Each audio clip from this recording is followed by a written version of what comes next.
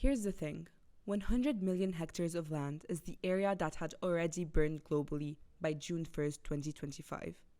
We are all witnessing how wildfires destroy ecosystems, emit huge amounts of carbon dioxide, and threaten human life. Current solution? Traditional fire retardants like ammonium phosphates. Sure, they're effective, but they leave residues that damage soils and waterways. So basically, we're poisoning the earth to save it. Our team looked at this and thought, there has to be a better way.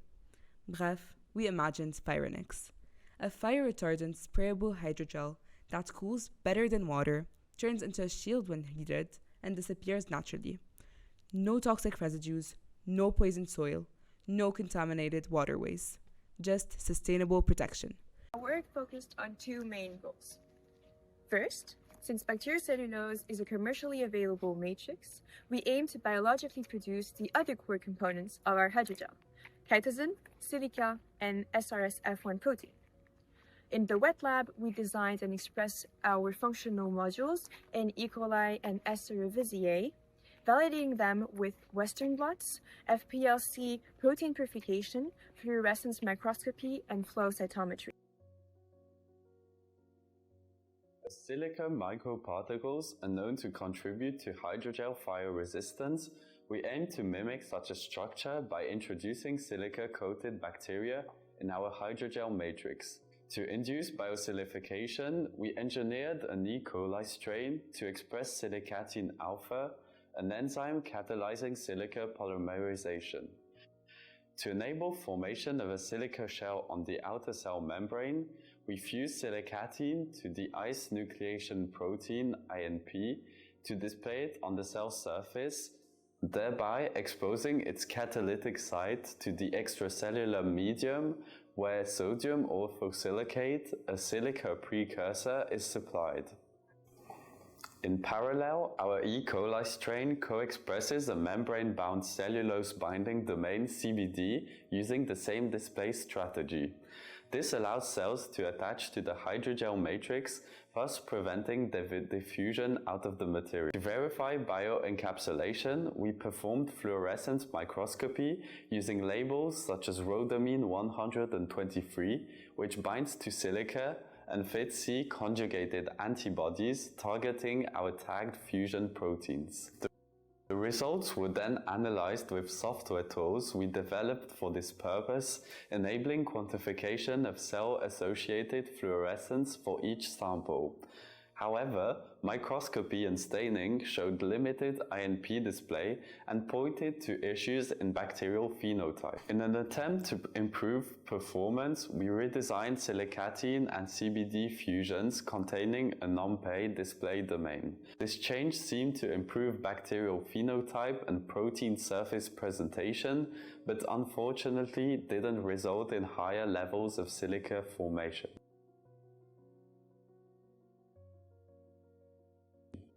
For our chitosan module, a yeast metabolic pathway was leveraged. One of the natural cell wall components is chitin, a polysaccharide that serves as a chitosan precursor. To boost chitin production, we introduced a constitutively active form of Rho1, a GTPase that activates a phosphorylation cascade, ultimately upregulating genes involved in the cell wall integrity pathway, whose role is to increase chitin synthesis as a protective measure. To convert these increased levels of chitin into chitosan, we co-express CDA, a chitin deacetylase from another fungus. CDA removes the acetyl group from the N-acetylglucosamine units that compose chitin.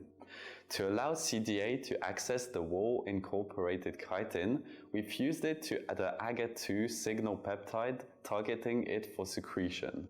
We confirmed both protein expression by Western blot, though CDA secretion was not observed as it wasn't detected in the culture medium. To assess functionality, we performed flow cytometry to quantify the population of cells producing either or both polysaccharides and in what proportions.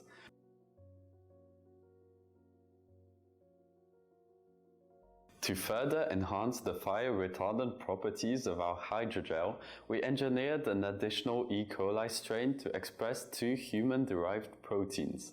SRSF1 is the core fire-retardant component that will ultimately be incorporated into the hydrogel, and SRPK1 is a protein kinase that phosphorylates SRSF1 across its numerous serine-arginine repeats, thereby augmenting its fire-retardant effect. SRSF1 was also fused with a cellulose binding domain to anchor it to the hydrogel matrix. Once SRSF1 is produced and phosphorylated, the bacteria were lysed and the protein was purified for incorporation into our hydrogel. Once again, Western blots confirmed protein expression, enabling us to scale up production for fire testing. Although purification proved challenging, evidence from Ponceau staining suggests that the protein was present in the lysate we used for these tests. Our second goal was to demonstrate that our hydrogel can suppress combustion. To test this, we carried out controlled burn tests and validated deployment on a drone that we devised.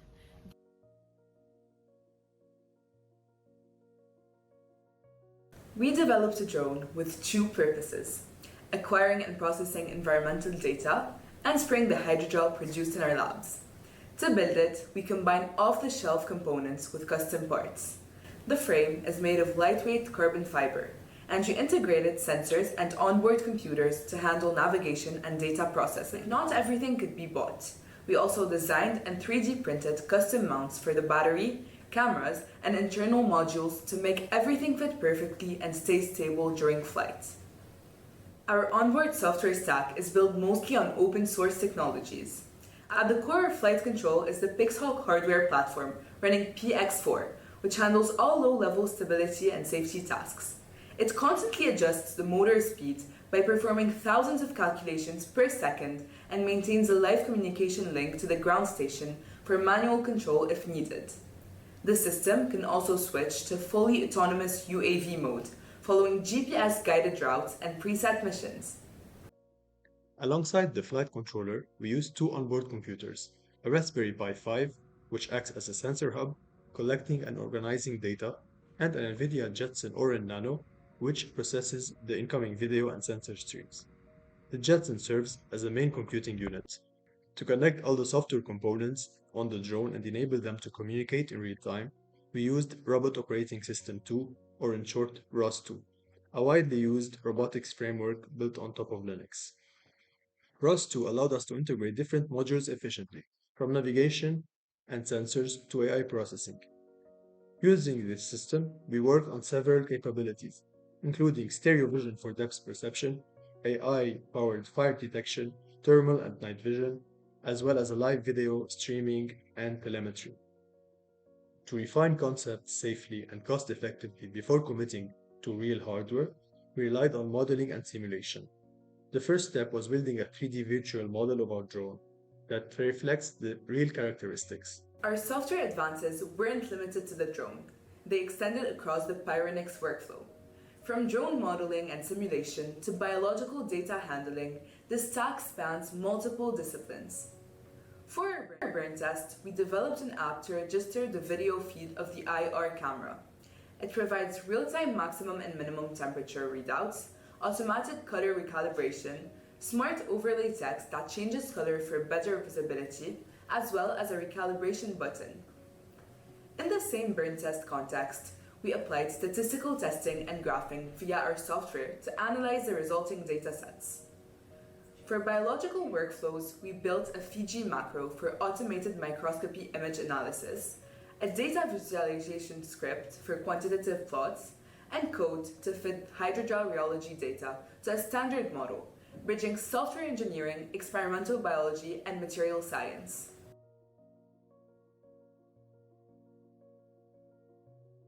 With limited access to specialized fire testing equipment, we designed a practical, reproducible protocol focused on what we could measure well: burn damage as a function of time and temperature gradient. The experimental design consisted in applying our hydrogels to wooden boards and exposing them to a flame for up to 90 seconds. We standardized samples using gridded wood pieces and recorded two synchronized video streams, RGB and infrared imaging. To have the best interpretation of our results, gel formulations were selected via a component ablation approach relative to the cellulose base in order to identify each component's role. We also included negative controls that include no treatment and water. We found that controls and treated boards or water alone burned readily. Cellulose or cellulose with silica alone offered limited benefit. The full cellulose chitosan silica mixture prevented sustained burn and left a protective char layer.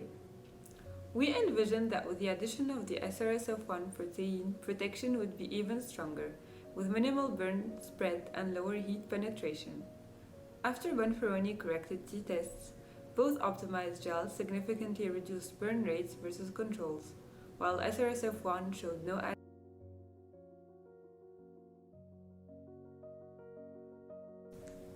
From the start, we made a project by talking to people, so it stays close to their needs. We decided to start with Firefighting in Canada, who makes plants-based hydrogels. Their message was clear: get the physics right. So we focused on shortening for sprayability and ran targeted viscosity tests. Next, we spoke with the Swiss Federal Institute, WSL. They reminded us how complex wildfires are. So we designed simpler, controlled burn setups to land fast but safely.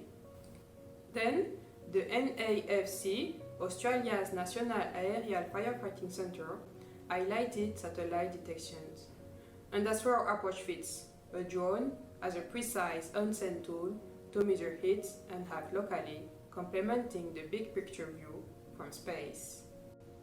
A company developing advanced aerial drones shared their experience on drones that use spraying systems for gels and other viscous materials.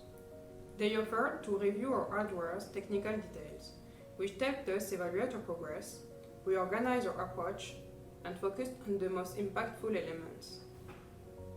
Then, we sat down with non-governmental organizations in Thailand, Burkina Faso, and Brazil to see the problem through a global lens. Climate change is shared, but capacity isn't. Those conversations expose stark resource gaps. Some teams have aircrafts and sensors, others rely on boots, hand tools, but also courage. That reality sharpened our focus. 1. Affordability. 2. Working with existing tools. And last but not least, safer first steps. All the conversations we had over the summer made sustainability a compass, not a label. We decided to align with 4 sustainable development goals. First, reduce inequalities. Not every team has an aircraft. A lower cost, drone-based tools support safer first attack for everyone. Then, climate action. Stopping small ignitions early cuts smoke, carbon, and disaster losses. Our third goal was life below water. Biocompatible polymers and targeted drops reduce PFAS tie burdens on rivers and coasters. Our final sustainable development goal was life unknown. Better first attack and preventative localized treatment help protect habitats and biodiversity. And since learning goes both ways, the conversations that shaped our design also inspired us to teach.